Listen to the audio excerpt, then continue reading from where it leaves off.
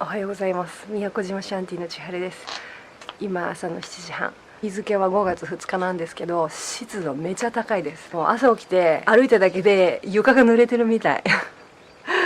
ゴールデンウィークって大体こういう感じで、昨日の雨と今日これから晴れていくっていうんで気温上昇して、もう水の中にいるみたいです。大体朝はお湯沸かして、この朝摘みのお茶飲みながら庭仕事してます。朝庭に来て一番最初にやることがあるんですけど、何だと思います？あるものを探します。あった。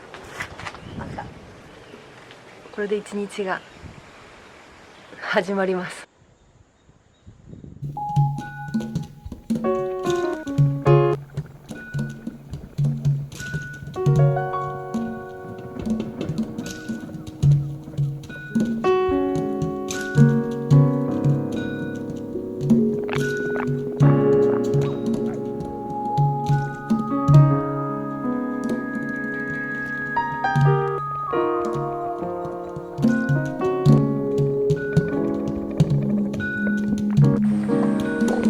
心配なんですよね。